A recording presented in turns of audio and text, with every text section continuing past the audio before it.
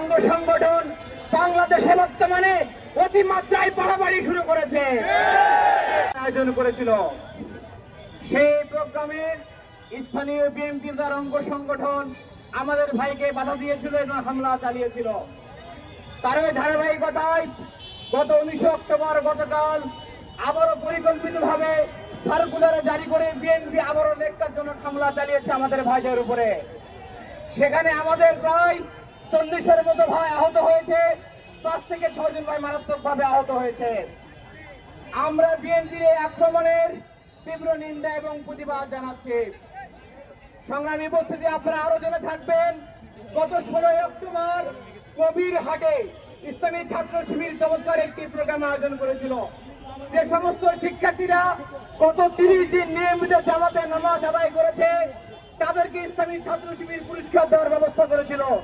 কিন্তু অত্যন্ত দুঃখজনক ভাবে ছাত্রলীগ নির্লজ্জের মতো করে সে প্রোগ্রামে তারা হামলা চালিয়েছিল। আমরা এই হামলার ছাত্র দলের হামলার আমরা তীব্র নিন্দা এবং প্রতিবাদ জানাচ্ছি।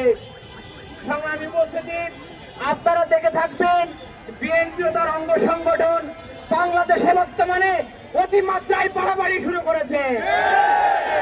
আপনারা গতকাল দেখেছেন বেগম জিয়ার বাসভবনের সামনে আমাদের সাংবাদিক জাহিদুল ইসলামকে তারা ঘরের মধ্যে ডেকে নিয়ে মারধর করেছে। আপনারা দেখেছেন আর টিভির সাংবাদিক, সিনিয়র সাংবাদিক অরণ্য গফরকে এবং মাহফুজ ভাইকে তারা বিনা কারণে চাকরিচ্যুত করেছে। আমরা বলতে চাই, যদি আপনারা আবার নিয়ম নীতি তোয়াক্কা না করে স্বৈরাচার হয়ে উঠতে চান, মিডিয়া হিটিমারি তৈরি করতে চান, তাহলে আপনাদের অবস্থা কিন্তু খুব ভালো হবে না। আমরা আপনাদেরকে সাবধান করে দিলাম।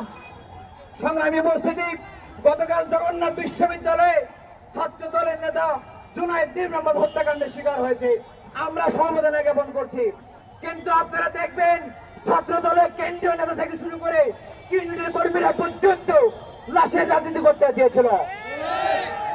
একটা নারী গঠিত কারণে একজন হত্যা হয়েছে, কিন্তু সে হত্যাকে কেন্দ্র করে দেশব্যাপী তারা কর্মসূচি দিয়েছে। এর চেয়ে বড় দলীয় কখনো হতে পারে না।